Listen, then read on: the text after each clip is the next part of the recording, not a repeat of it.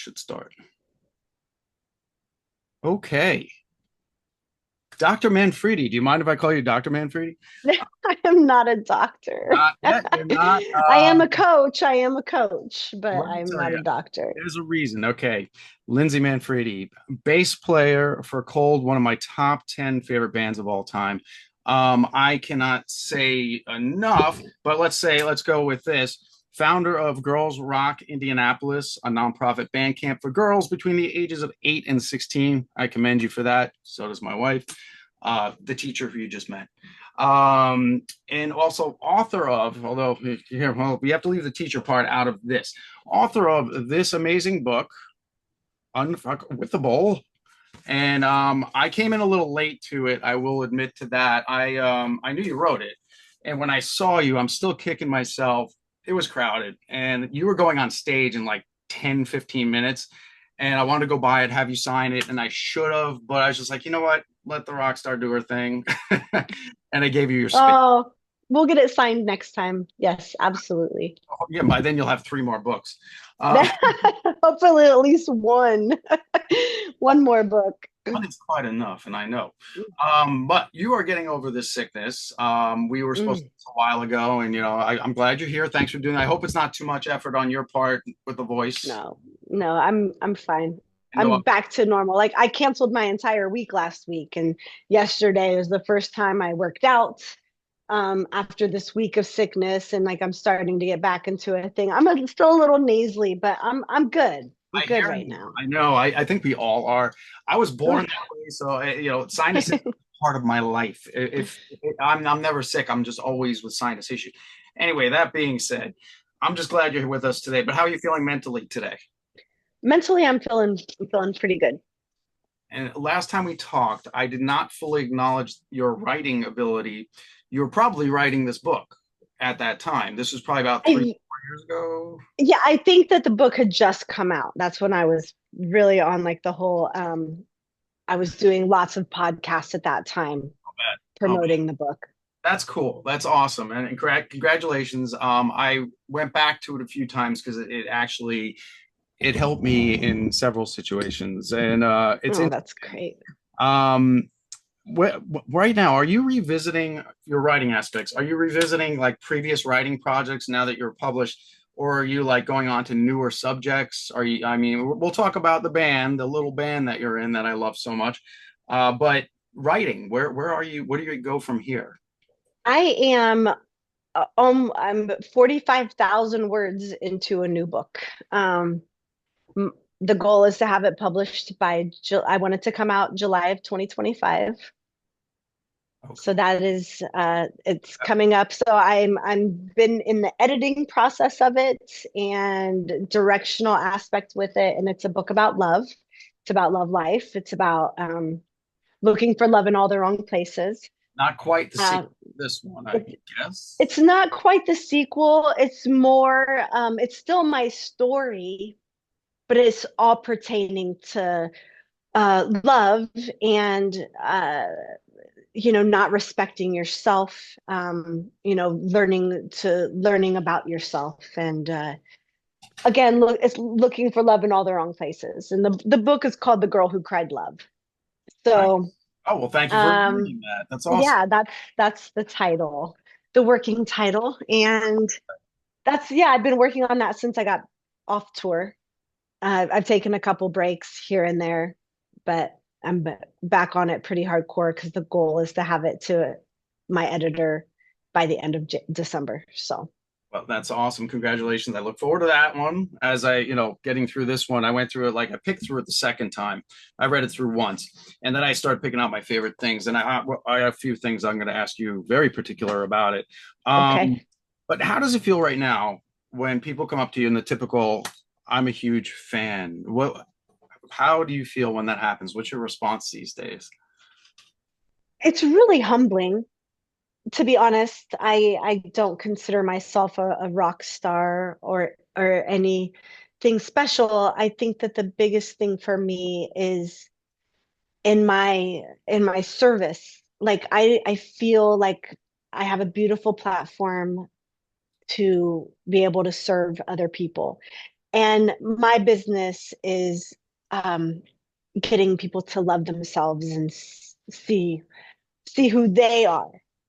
And so it's important for me with fans and with the Cold Army and people who come up to me to know that I love them. It's So I really try to give as much as of my time as I can, and it matters to me because without the fans, without the Cold Army, without people reading my book, I would be working as a bartender somewhere probably, or but I'm very humbled by it and I love it. I just definitely want to do everyone's service.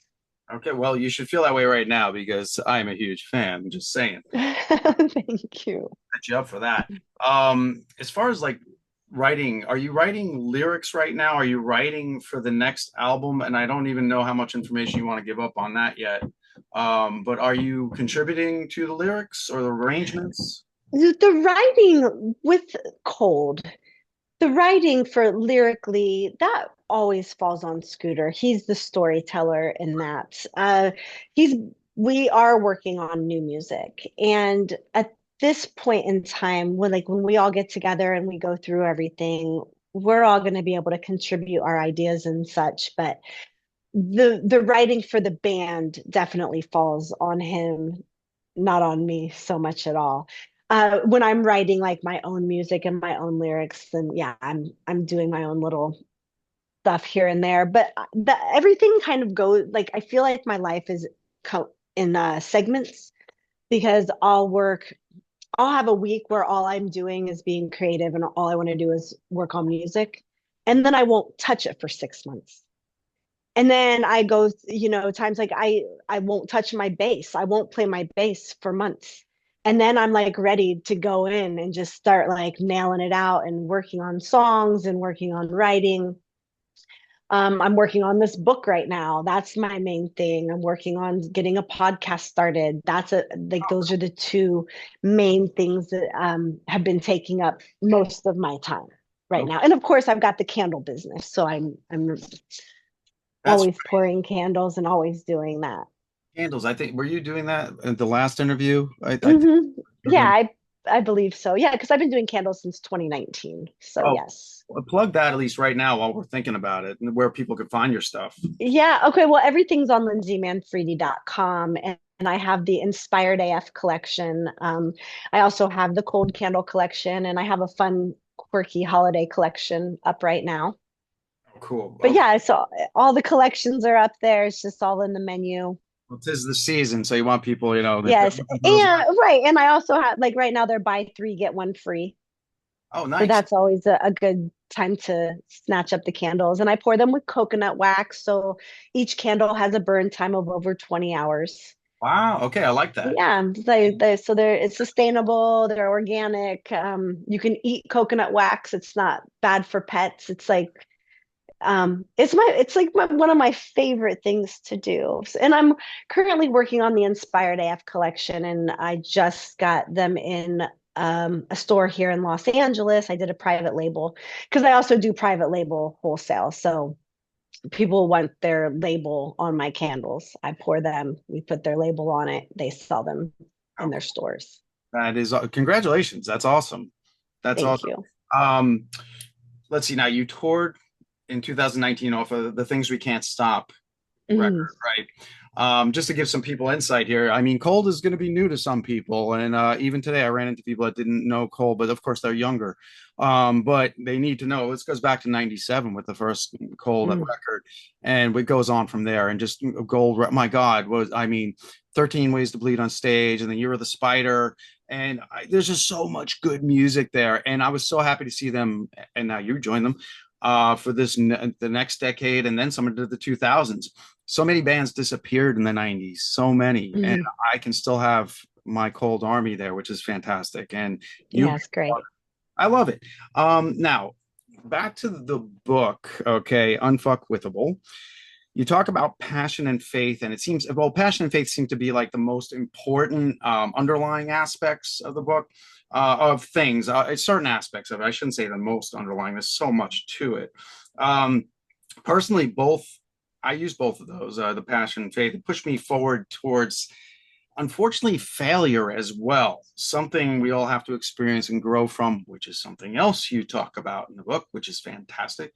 My answer to the previous failure was to surround myself with interesting and inspired people because I was going the wrong path with the wrong people, dragging me down. But Mhm. what you say, passion and faith and the source. Um, you want to explain the source in your book? What you talk about? I mean, it's pretty broad. I get it, but Yeah, well, I'm a firm believer in the law of attraction and source energy. You can call it energy, you can call it the universe. Some people call it God.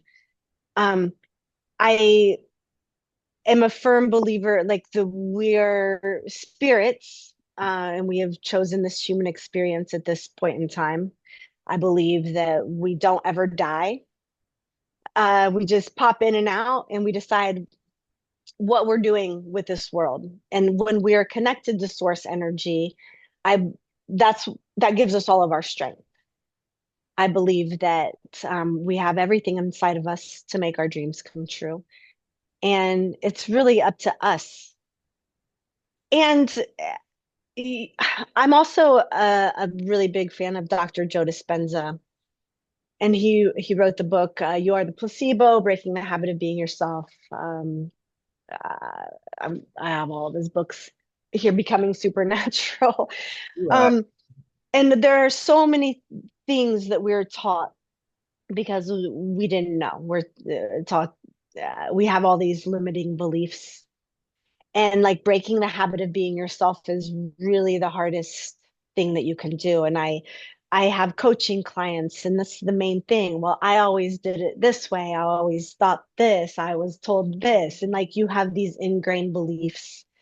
And I feel like my job, what I want to do is just to tell you to kind of fuck your beliefs, fuck everything that you've been taught, and what makes you feel good, and what kind of thoughts do you have that make you feel good, and then how can you connect with that. It's like change the way you look at things, and the things you look at change. absolutely. Everything is in an internal situation, and people don't give themselves enough power. Truth. Yeah. Yeah. I'm in my 50s now. So yes, everything you said. You reconfirmed a lot of things. And what you say in the book is very important, that sometimes it takes someone else saying it.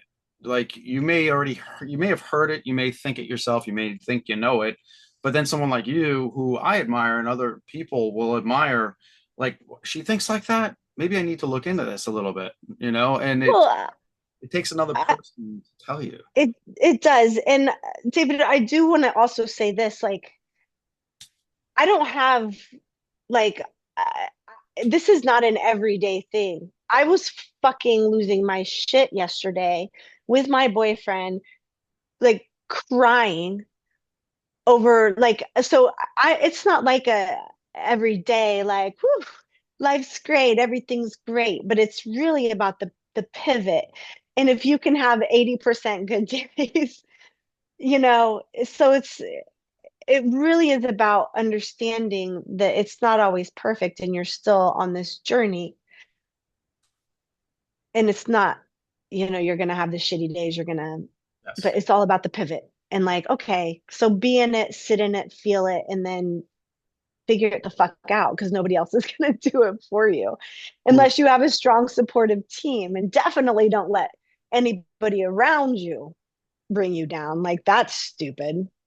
Yes. It's the worst, and so many people do. And I've done it. I've been there. Yes, we have. We both of us have.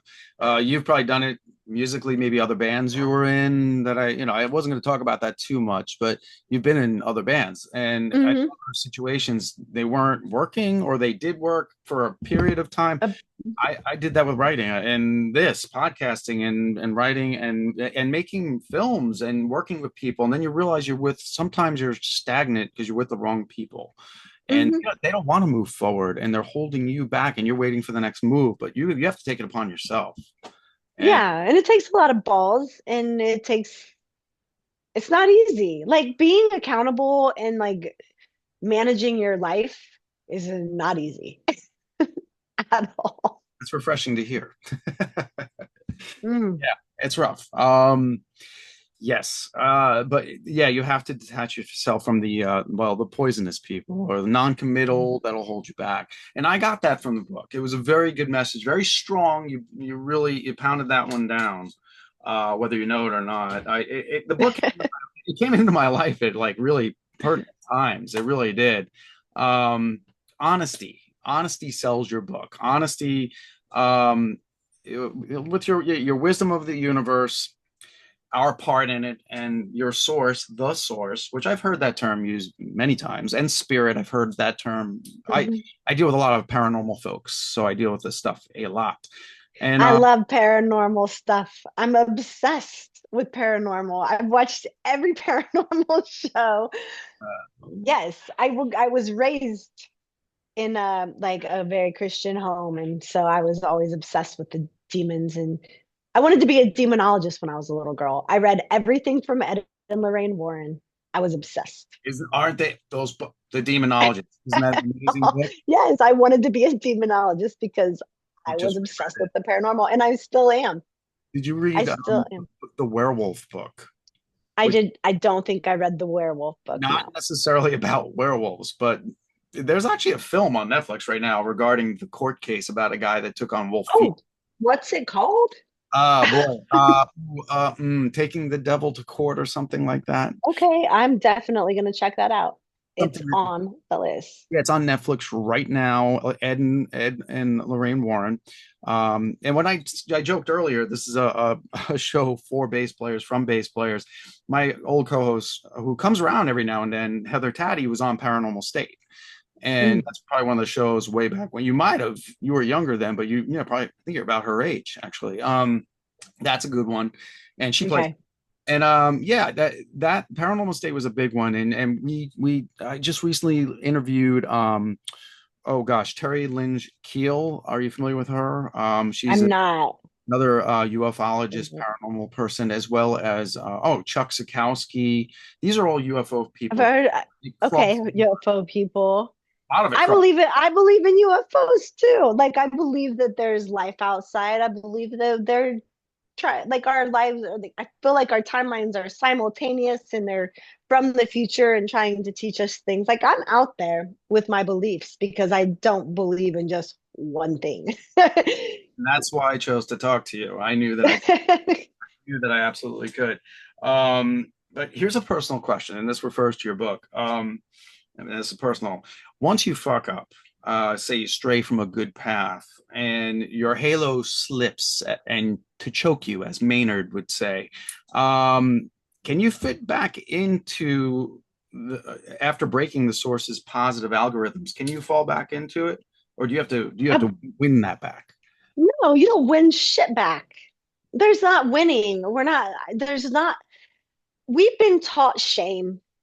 We have been taught that, our deeds, that is all bullshit. We are connected.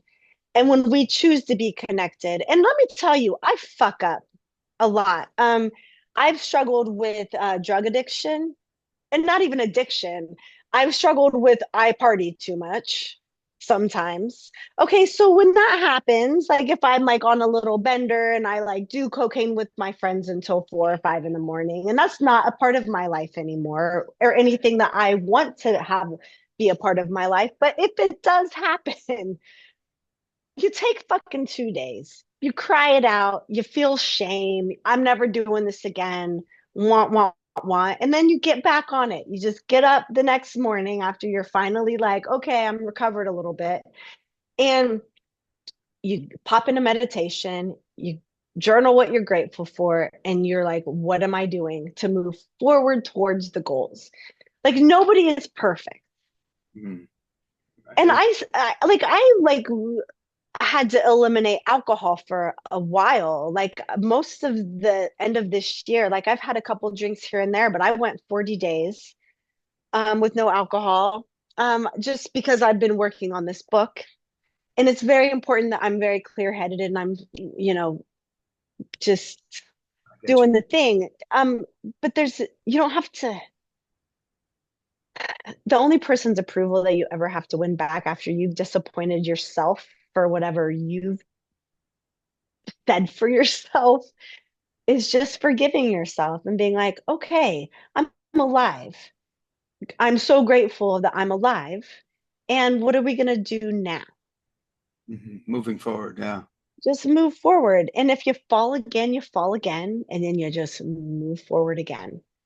Like life isn't like, it's I follow Bashar, the teachings of Bashar, and there's this like linear thing, right? But like typically during growth, it's like this. He has this like thing, but it's never like this, right? It's always up and down, but we're still always moving up, if that makes sense. Sure. Everything that we go through and how we're learning and what we're processing, it's still when we're aware of it and we're trying to expand our consciousness and just be better humans in general, that's always what it is. So it's always about forgiving yourself and just being like, fuck it, let's go. What are we doing today? Right. I like that. Yeah, clean slate in the beginning of the day. That's something else. Yeah, I'm trying.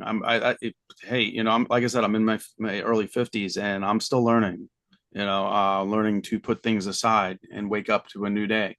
Because I regret, I dread, and all these things, but I am learning and I'm getting better at it. And actually, here it is. This book helped me do such things, and Oh, it came at a time that was pretty important. Where do you fall in with karma? Does that fall into your source theory as well? Like, if the universe stops, let's just say if the universe keeps throwing shit at you, does that mean that you're in a do-gooder deficit and you now have to make up for it tenfold? Like, how does that work? I believe in karma.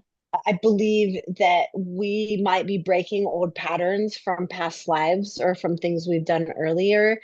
However, I put more emphasis on self-love and moving forward.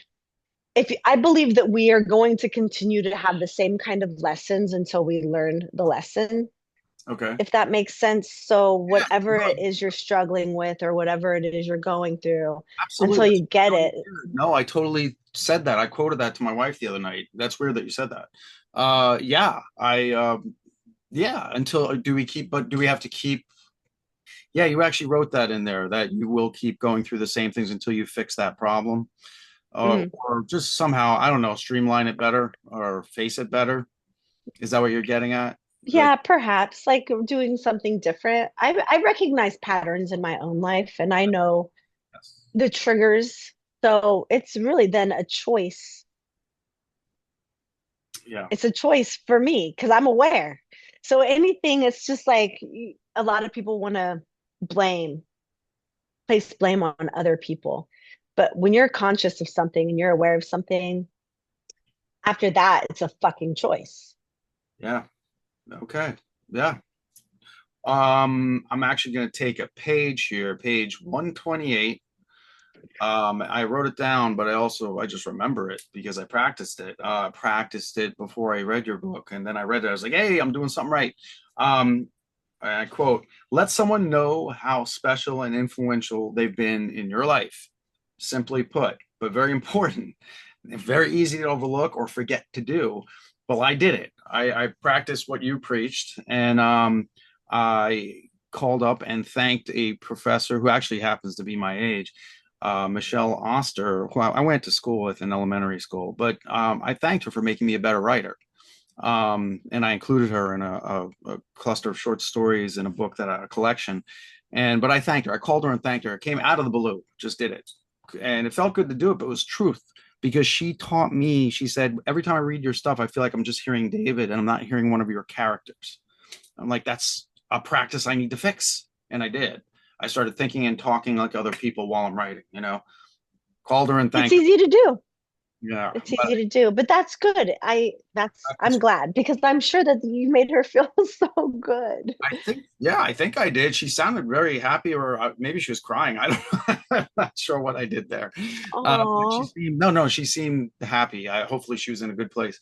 And I just had to thank her because it made me change an old problem that I had with writing. I was starting to sound, all my characters were all sounding the same. And because of her, and I'll just plug myself, this book came out, Yeah. Dead Memories, and it is a one big story full of short stories that all come together, and she helped me do that. But yeah, Oh, congratulations. I love that. appreciate it. No, and that you gave me good advice there. And charisma and random gift giving, I started doing that too. Did that when I was in high school because somebody once gave me. I was in line at a bookstore and I just said to my friend, "Hey, I really like that book. It was The Gunslinger by Stephen King." A guy in front of me said, "You want that book?" I was like, "Yeah." Bought it for me at Barnes and Noble and gave it to me in the Smith Haven Mall in New York. I'm like, what? Like what just I happened? love- I never saw the man again. I did thank him outside the store, but things like that. It seems like that's what you are rallying behind too. I'm rallying behind kindness and love all around us. Like if you can give it, if you can, I mean, giving, just give somebody a fucking smile. Yeah. Open a door. Like that's giving just as much as like, here's some money or here's a gift. Like giving of yourself, giving your time. But even, like I said, even as small as a smile, even if you're walking by, I have this practice that I like to do. Um, if I'm like driving, I'm like blessing people as they're driving by me. Just like all Okay. the money's, all the money's there. Wonderful day there. All the money's there. You're beautiful. You're beautiful. It's just a practice that I do when I'm by myself and nobody even knows that I'm doing it. I love it. I feel like that's good karma. That Like is you are giving energy. fantastic. I love it. Listen, is it okay if we play a song right now? Absolutely. I'm going to play a song, and there's a reason I'm going to play it. And that is simply because, and I kind of already told you this one, but No One, It's a great one. stage. It's a very emotional one. All cult songs are emotional, but this one in particular always made my wife Denise and I think of my mother, who we left on Long Island after we visited. Whatever, we come out back out west and not see her for a while, and this song would just make us think of her. And it was also a favorite of her, so I'd like to play that one. I'm pretty sure Scoot, when he wrote that, he had didn't he have his mother in mind? It wasn't. It was family oriented. Yes, probably. It was Scoots. He likes to tell his stories. I Oh, don't like to speak for him. that's cool. That's cool. We'll leave that for another time. But yeah, Yes. all right, we'll put No One on for everybody that is listening on the podcast, Okay, I'm gonna turn a light on in here because the sun is going up. and we are back. And I hope you enjoyed that one. That one goes out to Gloria, my mother, and strong song.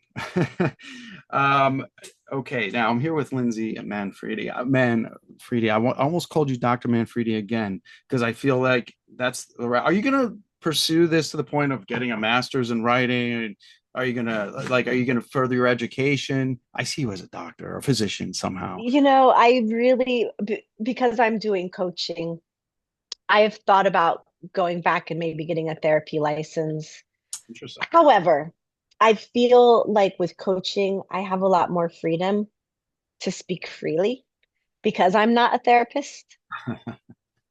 And I can, help guide people because a lot of times therapists have to sit back and like, what are you thinking? What are you feeling? And they're not really able to give direction. Whereas a coach, I can make suggestions on things. And that's really what I love to do. I love coaching people. Okay, well, So, you're good at it. Yeah, you're good at it, definitely. On that note, back to the book, and in case you guys tuned in late, I'm going to show it again right here, Unfuckwithable. With this is Lindsay Manfredi, and where can they find this book? Is it everywhere? Barnes and Noble and everywhere it's on. on all the things, or you can just get it from my website and I'll sign it and send it to you. See, that's why I That's, ask these things. Very, very important. yeah, everything's at lindsaymanfredi.com. I gotta ask, going towards the book here in this direction, how do you think, as far as like your book how does your book deal with regret, meaning missed opportunities, distance from loved ones or folks that passed. Like in my case, while I was sick, I almost passed myself and I lost some people while I was in the hospital and I didn't get to say my goodbyes or anything. How does the source provide for you in those cases when you have a missed opportunity and you're living with regret? Okay. Tough one, I guess. I don't know. It is I need to dissect this because I I didn't mean to do. I've had no, no, no, no, no, you're fine, you're fine. Um, I, I view death not like other people view death. And I don't know if it's because I mean, I've recently lost people that I've been very close with at times in my life, but not like close with at the time, if that makes sense. So I've had like best friends pass.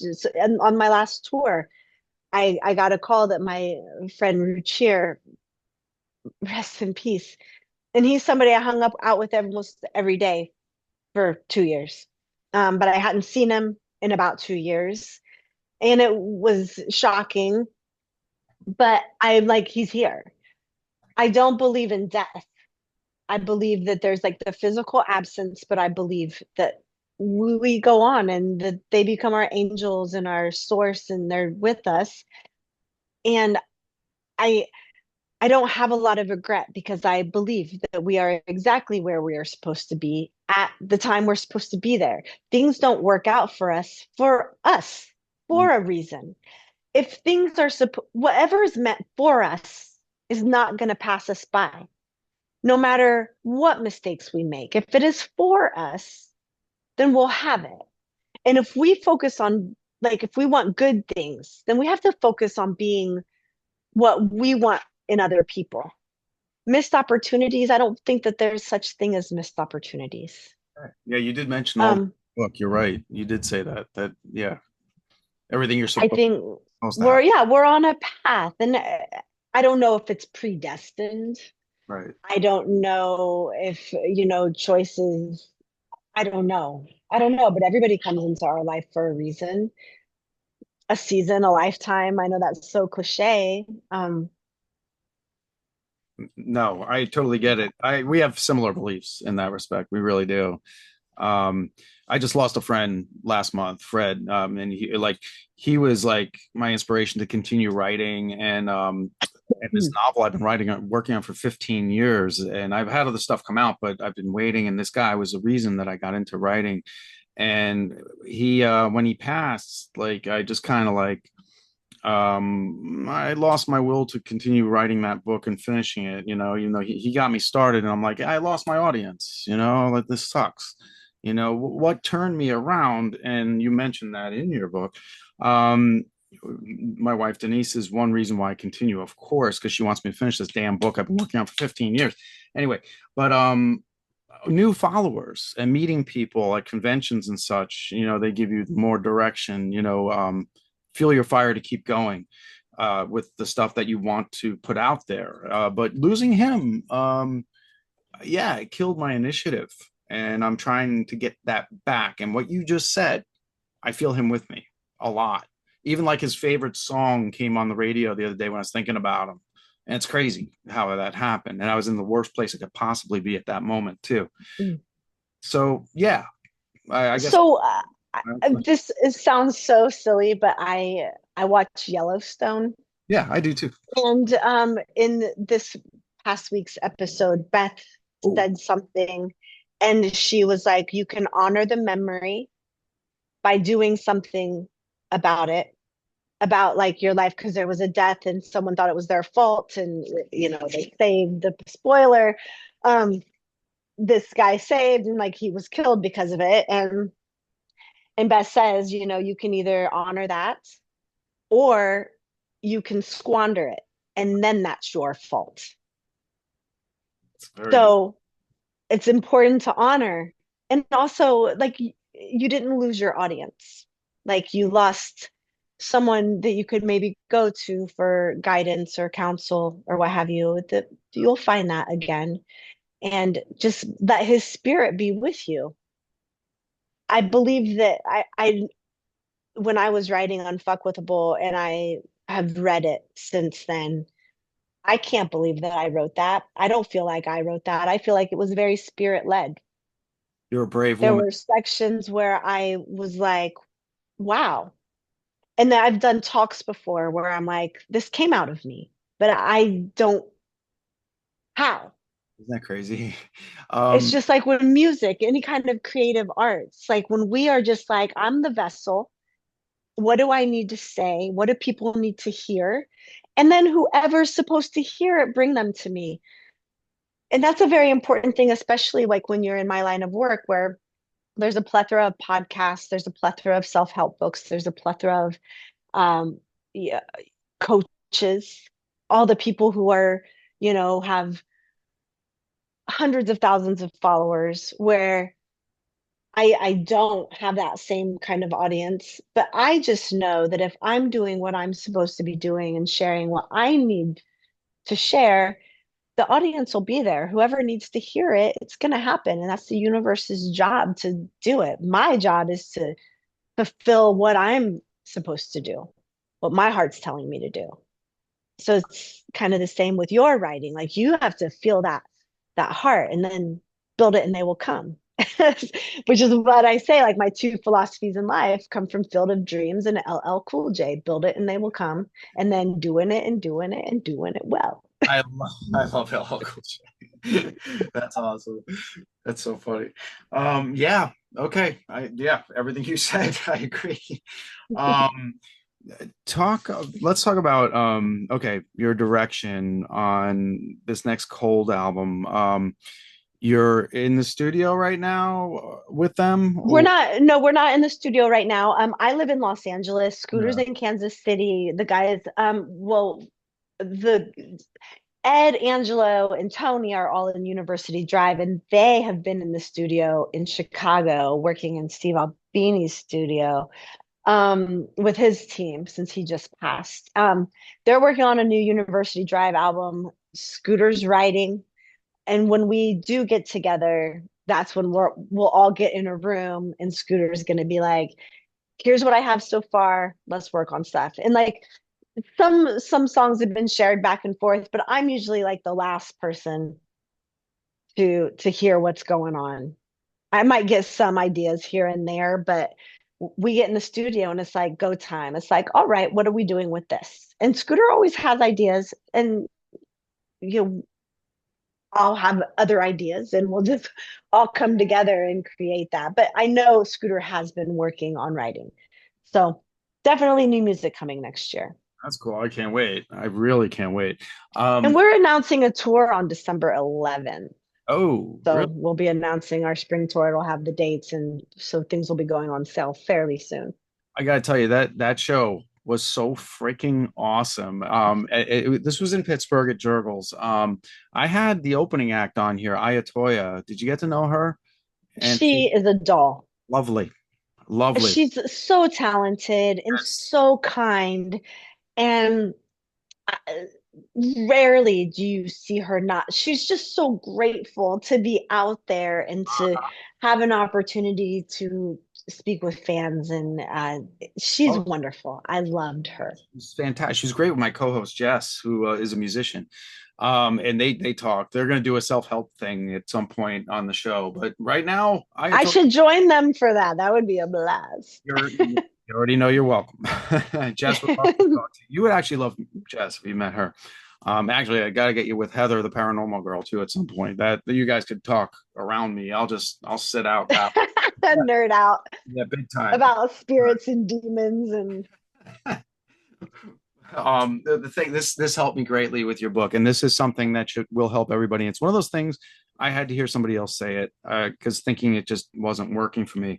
But and I'll quote you on this: "What other people think about us is not our business." And I'm trying to be a better human, to quote a Cold song. In that case, like I never realized that what other people think about us just doesn't matter. That's not our business. We don't that does hold a lot of people back. What is this person going to think of me if I do this? Well, no, you should just do it. Like, is that what you're yeah. like? So much don't. Yeah, that's like breaking the habit of being yourself. Yes, we are concerned. What is this person going to think? What if I fail? What if I what if you don't do anything? What if you just sit the fuck back and you're just like, why didn't I do it? Like, you're gonna have all the regrets later on. I feel so much. There are so many things that I try and, put out there, and I'm like, that didn't work.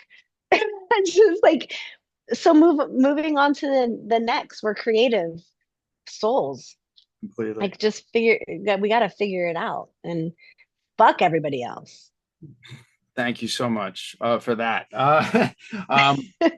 For our final segment, is it cool if we play another song? Because there's something that's going to hit Absolutely. right now. Don't belong is, Great song. One of my favorites. oh my God. I mean, well, you know what, folks? Just listen to it and listen to the lyrics. If you got to read them on Spotify, go for it. But here's the thing about Cold, and you joining the army, you already know this.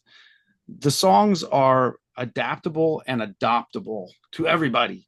And it has everything to do. And from the first time I heard them, it might have been around the same time you were. You're younger than me, but you were probably, maybe you were in high school, and I was like at the just getting out of college phase. I'm not sure, but there's a tonality.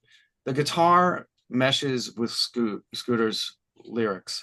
They mesh together. You already know the tone, where they're going with the song. This is going to be about sorrow. This is going to be about missing a loved one. This is going to be about finding yourself, or saying, fuck you to somebody else, But there's something about Cold that does that. And did you know, like, I guess you, like, when you joined, what was that like the first time you sat with them, and and like knowing all this? Like, did you feel, I don't know, how did you fit in right away? Well, Scooter's such a gracious, kind human. Yeah. He doesn't have a rock star attitude. He's not like, I'm better than you. He really made me feel comfortable. And it was surreal because, Cold it's the only band tattoo I have tattooed on my body Yep. that I had from like right after 13 Ways to Bleed came on stage. I got that tattoo. Mhm. And I'd seen them early on with Kid Rock at the Metro, and they were like opening up. And it's crazy. It's crazy. And now, like, he's my brother. Like, his daughter is staying with me right now. She's at work.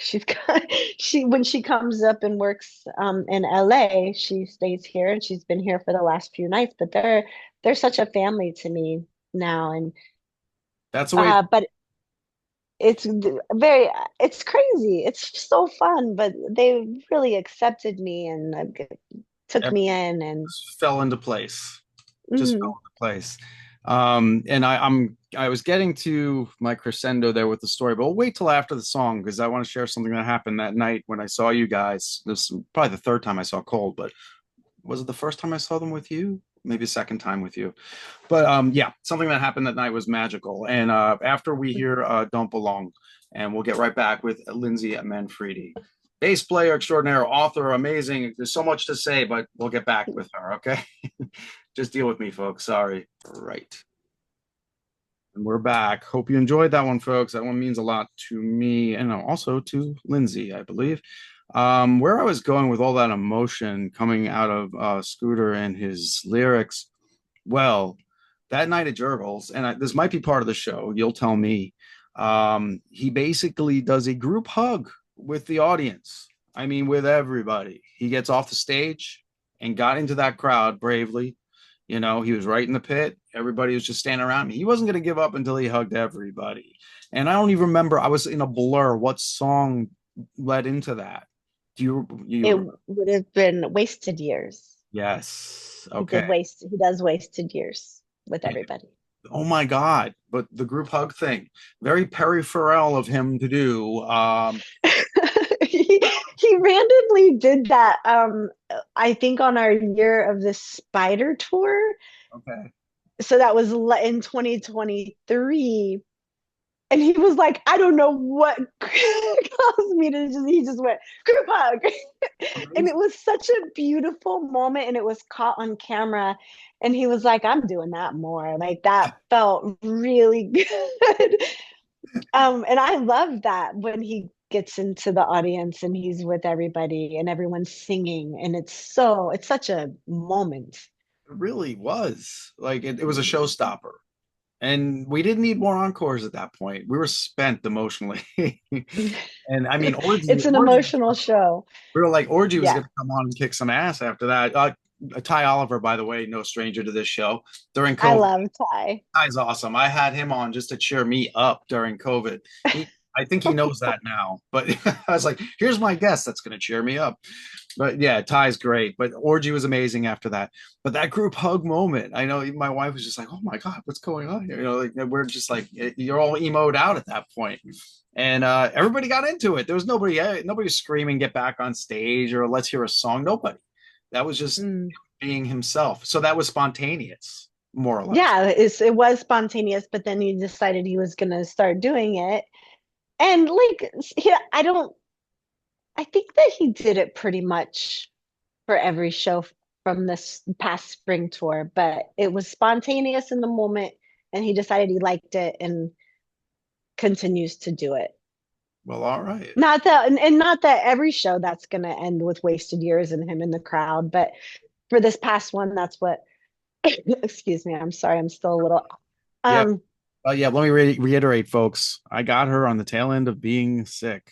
I was forcing her to do it. you know, I do 30 days of gratitude every November. I didn't Yes. even get to finish November. And my mom, she called me. She's like, I haven't seen you post for a few days. What's going on? Your And I mom was like, got I just can't do it. I mean, I can't. I didn't even open my computer for a week. I was on my couch or in bed. So how are you I gonna do didn't it? What are you gonna do? An encore performance? What are you gonna do? I don't even, I haven't, I can't even, I don't know. Like, I was so disappointed in myself, but I'm like, Lindsay, you are sick. Like, you have to Um, honor listen to that. your And own advice. Listen to your own advice. You'll jump into it with something when you're ready, and it'll be yeah, when I'm ready. awesome. And I'm just not ready to hop in yet. And like I said, I got back, I'm back to coaching. I got one of my clients in today. I'm doing this. Like, I'm totally like starting to ease back into normal life.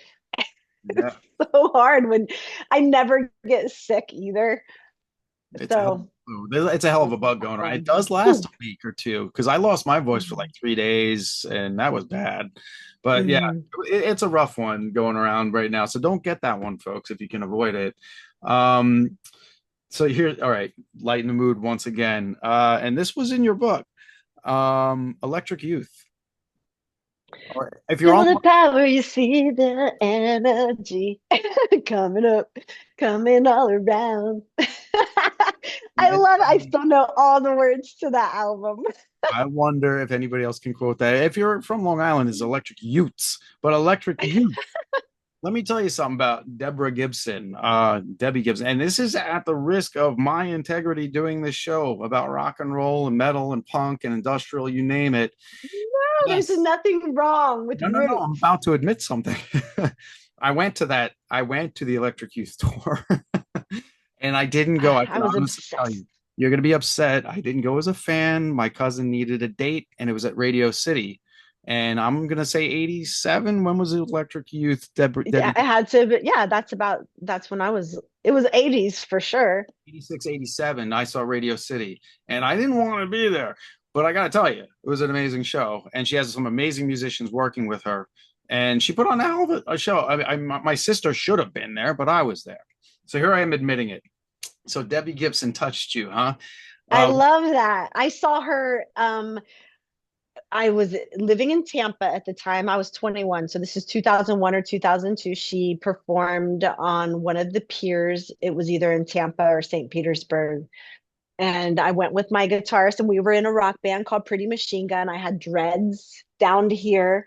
And I went and rocked out to Deborah Gibson on a pier with dreadlocks with my guys in my rock band and loved every second of it. good for you. Every That song, everything. I know all the lyrics. Like that, those are some lyrics I can remember. Well, your book spoke to me in a lot of ways. Let me tell you that was a nice little segment. I was just like, wow, that's she's being real now because not many rockers will admit that'd be like me saying, I was a New Kids fan, and I was a New Kids fan. And also, I'm gonna just say this right now. Like, I am such a huge Taylor Swift fan and Harry Styles. oh, respect, I Respect. I'm obsessed with the Tortured Poets Department album. It's all I listened to for 3 months when it came out. I remember it came out when we were on tour, and I'm laying in my bunk, and I just turned it on because it had just come out that morning. And I like walk 2 songs in, I'm bawling my face off. And like in our bunks, it's like a little coffin. So it's Oh, yeah, it pitch is. black. I don't know what I look like. I'm just like, I need water. So I go out and like I'm crying. And Scooter like looks at me and he was like, what's wrong? Like, because he thought I was on the phone because I had my headphones in and I just like turned my phone around to him and he saw what I was listening to and just was like, I can't. That's I hilarious. can't even. That's I hilarious. yes, I love pop music. I love all kinds of music. Oh, don't worry about it. I mean, I love my Def Leppard still. I still listen to them. Hmm. But I grew up, I was when you were doing the Electric Youth thing, that was my Metallica, Megadeth, Slayer stage. So I went a different route. But this is something else from your book that I thought was really hilarious at the same time. I'm not sure if you cut school, but you made sure you were home for Oprah all the time. You had to watch, Hmm. and and what's funny about all this full circle here, I used to, well, catch a little bit of the show, and I'll never read a self-help book. What is it? Top 10 reasons to wipe your butt. Like, what's going on? You fooled me into reading a self-help book, and it's good. Well, okay, so that was the whole intention with Worked. You said it. titling it Unfuckwithable. Yeah, like nobody was gonna pick up a Wayne Dyer book or a Cart Tolley or like all this stuff that I have behind me.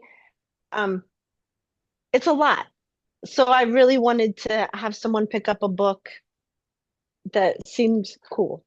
That had a cool title that, from a girl from a rock band, like to get, a love message across. Absolutely. I mean, because I'm used to reading like, Romero, The Living Dead. This is the last one.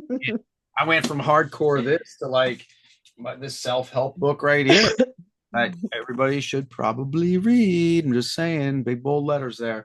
And available. If you get it through her, she'll sign it, right? Fine. Yes. Okay. Just making sure.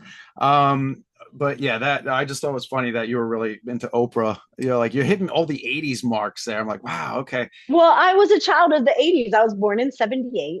Yeah. So, like, my main Madonna, Salt and Pepper, Millie Vanilli, Debbie Gibson, On DMC. New Kids. I had New Kids. Yes, Run DMC. I had New Kids Beastie Boys. posters, Beastie Boys, all of it.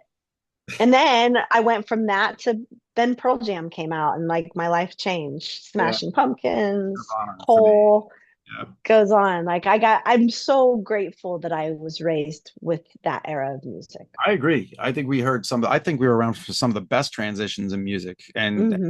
absolutely, we really were. Hmm. 80s into the 90s, but 70s is magical to go to. That's my go-to in the Yeah. morning. I always listen to the 70s just because anything goes there. Anything goes.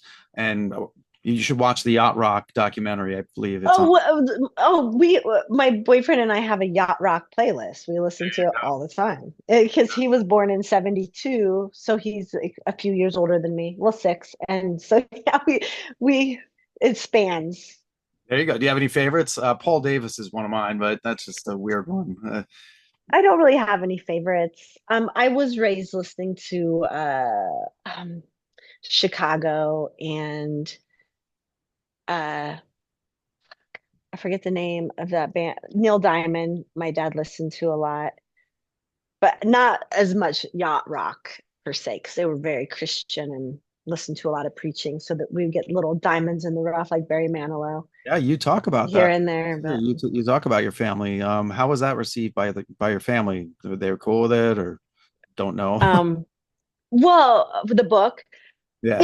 it's my mom has bought it for all of her friends. Hey, all right. Um, yeah, there's some things that she'll be like, well, I think this, and this, but I mean, they're very proud. My dad just came to a cold show. We just played in Michigan Oh, in cool. July, so my dad comes to shows when he can. My mom comes to shows. Like my whole family is super supportive. They love Scooter. They love the whole band. And you couldn't get more spiritual than Scooter. They went full circle. They let you do what you want, and then they had to realize, hey, this is cool. This is what we were you after. know, We found it through you. That's interesting because in your book it sounded like it was a little rough at first, and very rough. then I it mean, kind honestly, it was really rough with my family for a long time. It wasn't until 2022 that my mom and I really kind of reconciled, and now I'm grateful. She's one of my best friends. I talk to her all the time. We're very close. that's cool. So, took a long time, but we got there. And I'm telling you, you state all this in your book. You talk about manifesting things, and you do, and you live by it. You live by what your own word, which is great. I mean, everything you're saying is it's like you're opening up the chapters from the book right now in my head. I'm like, I remember that.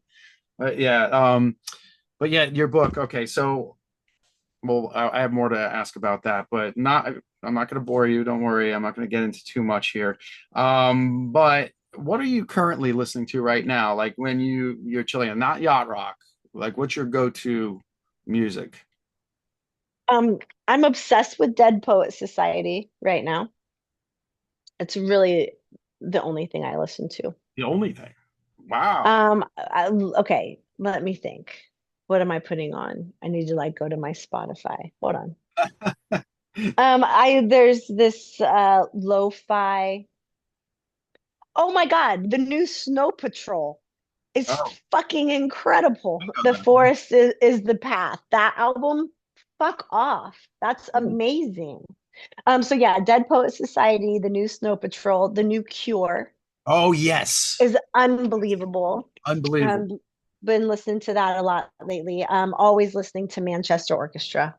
Yeah, they're great. They're That's always in rotation, will forever be. But that's the main stuff I'm listening to right now. New Cure. I meant to ask you about it because that song alone, holy shit. It is unbelievable. You know what Like that's the whole about? thing. I don't know what it's about, but it's funny. So I my boyfriend and I have had a lot of like we've had a rough 6 months, I want to say. So I'm just being completely honest.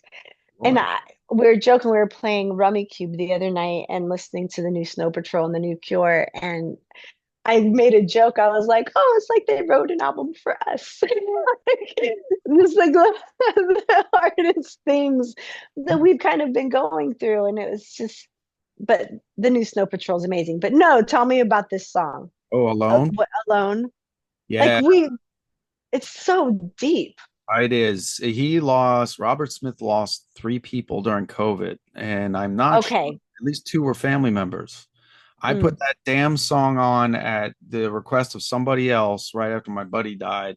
Went my Ugh. and I blasted The Cure, and that song came on, unfortunately. And oh, yeah, that was effective. Yeah, very emotional. Well, come on, Secure. They're like, I don't know, the basis of emo music. You know, if you It's so good. Yeah, Will said he was like, I just want to give him a hug. Like, I, and you know? he was, oh boy, that's some deep stuff, man. That comes from a real place, and that's how I feel about Cold. All of it seems to come from a real place. Mm. Every album, there's zero disappointment whatsoever. And you know what's funny too? I don't know, where do you stand with the song Superstar? It's such a stripped down song that, oh my God, opens up to this broad spectrum of feelings, anger, dread, emotion. I mean, snide, even like super. It's Have you ever? Scooter's such a talented writer. Huh, Like, it's crazy. yeah, yeah. I mean, It really, I'm so blessed that I get to work with somebody that is as talented as he is and humble congratulate and like he's I congratulate you all the way. That, and now you're an author, and I can't wait for your next book. I'll be looking for that. You know what's funny too? Sam McCandless, your drummer.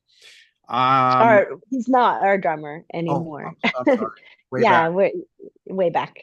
I asked him a long time ago because he did comic books for a while. I tried to Yeah. get him to come on. That was my first approaching at Cold way back when, trying to get him to come on. But I'm so happy you did this. I appreciate you coming on and taking your time with us.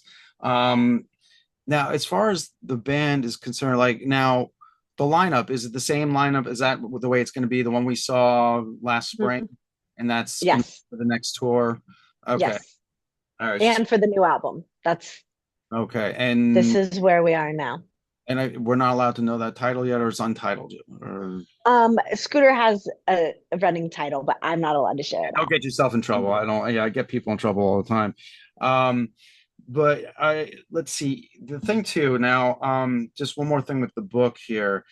I used to value collecting personalities as a writer. You know, you use them. You know, I don't want to say use people, but personalities. I collect them and use them for characters multiple times, time and again. And I always felt bad, like what I didn't anticipate is that, like, as a young man, that some folks are only in your life for a short period of time. They're in, they're out, and I think you talked about that in your book too. And the like, is it wrong for me to collect those personalities? Meaning, you know, because when they're gone, that person's gone. I lose that, and I feel like I lost that person. But they're only supposed to be there for a short period of time. Like, how do you deal with that? Do you because you talk about what I'm getting at is your friend, and I believe it was in 1999. I think his name was Randy. I'm not sure. In the book, My you changed his name maybe, but you say he wrote you a letter and Oh, Michael. His name is Michael. I have gave that up. letter. I just saw it the other day. I had Really, it that sitting touched over here that touched me somewhere. because like he gave that to you, and it was meant for that period of time. You read it, Mhm. and in the book, I think you didn't get back to him, or you never saw him again, or I've never seen him again. I don't even know his last name. I don't know. Like this, it was the year 2000. Um, yeah, or 1999. Yeah, you're right. 1999 because 2000. and he wrote He what wrote that note. It was the sweetest note, and I still have it.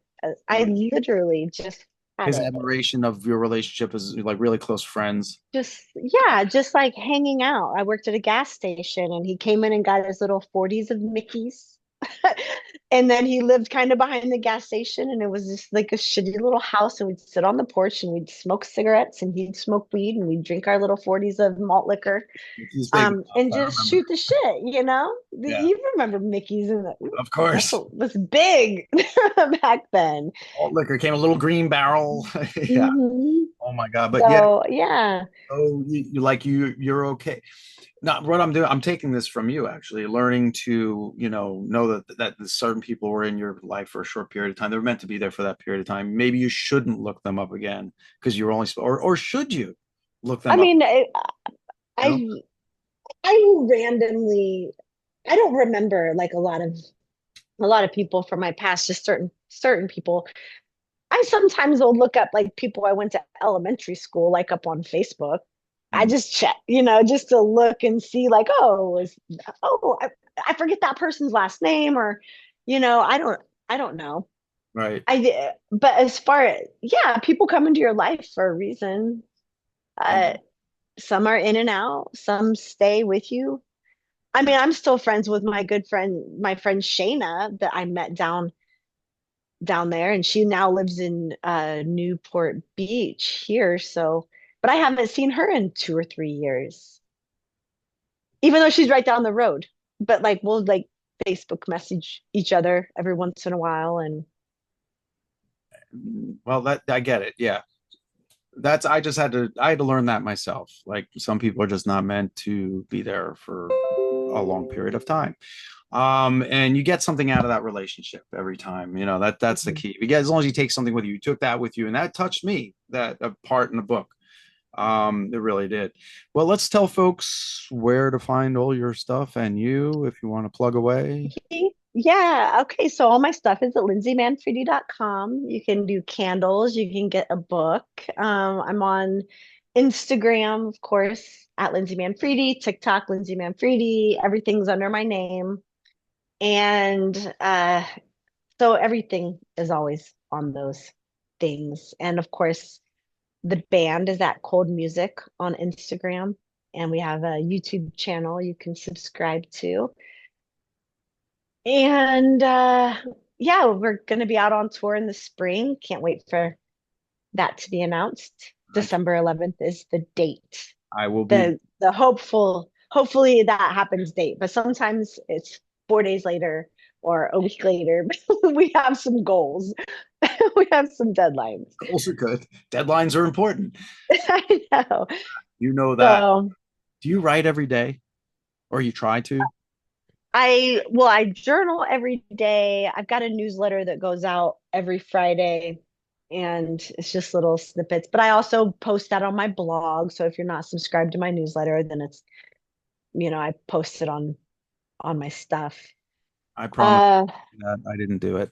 I promise to. okay.